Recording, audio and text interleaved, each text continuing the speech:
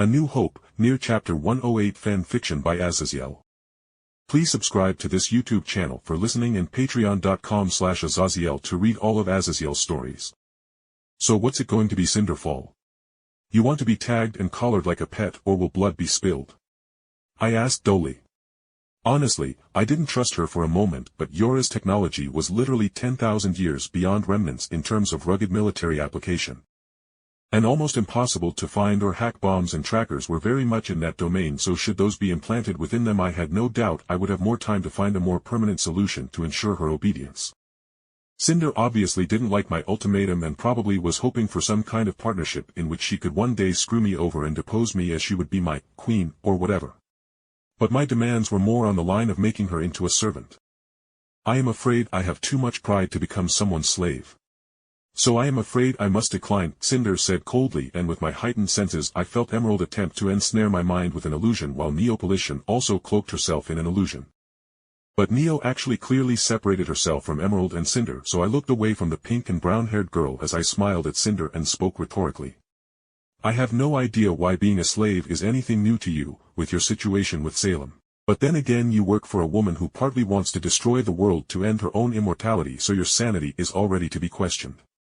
I finished taunting Cinder as I held up my sword in front of me, and likewise, Cinder conjured her molten glass weapons with her semblance, and I saw Emerald start rushing towards me from my side as she assumed I was hallucinating her still standing beside her mistress.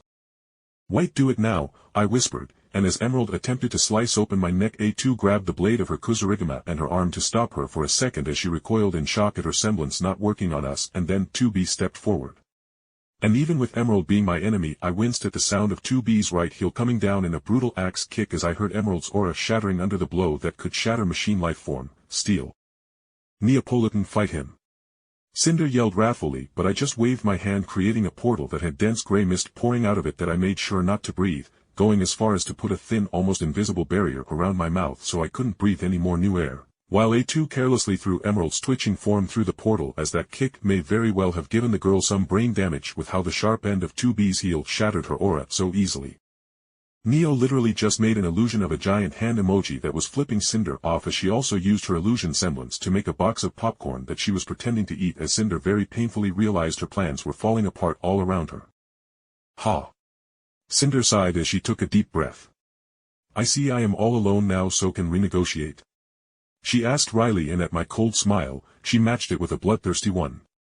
"Good, then you can look forward to this flying Colosseum falling down out of the sky, as before the Amity Colosseum even landed I had bombs wired to its engines that will go off should I die," Cinder said manically, and I could hear White sigh in my ear. "Okay, Jake, you were right. Some humans actually deserve to die." "You sure about this?" White asked through my earpiece. "Yes, I need a cleaner to get their hands dirty," I said, confusing Cinder, but I looked at my androids and spoke. "Subdue her and don't be afraid to cut off her right arm," I said, referencing her arm that was replaced with grim flesh. Either way, it was going to get removed, as it was going to inevitably corrupt her body beyond repair. And with Atlas nerve tech with android prosthetics, or just android arms in general, she could have a new arm that was indistinguishable from her uncorrupted arm. For all that, Cinder was a powerful fighter, especially when she tapped into her maiden powers and started throwing fireballs around and creating a small tornado of fire to throw at us. She was still gunned down by the pods, as they could dodge any of her fire magic, and that open portal was no joke, as within not even a couple minutes Cinder teetered and took several masso bolts from 2B's pod, and that impact opened her up to getting slammed in the jaw by the pommel of 6E's oversized sword. "Go to sleep, Cinder. Did you think that the fog coming from the portal is nothing? No, it's a room filled to the brim with sedative gas," I said, walking forward, and Cinder groaned with her eyes wild as she attempted to slap at me with her hand covered in potent flames, but I slapped her wrist aside and then jumped into the air to knee her into the head hard enough to launch her through the portal that was 3 meters behind her and still putting out sleeping gas. As soon as I landed back on my feet and I closed the portal, I heard clapping, and as I looked back I saw Neo had her jacket pulled out to cover her mouth with one hand, but in the other, she held a sign that said 9 out of 10 for the launch, but no teeth came out, so loss of 1 point. "I like her. Can we keep her, Jake?" A2 laughed at the sign, while 2B and E6 confirmed with White that the cameras were under our control.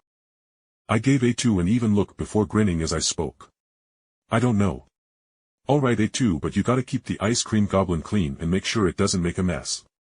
I said jokingly, but then my eye twitched as Neo skipped out, and with a flourish of light a leash with a sexy collar formed around Neo's neck that she handed to me, and I just stood there looking at said leash in my hand wondering where the fuck my life was heading.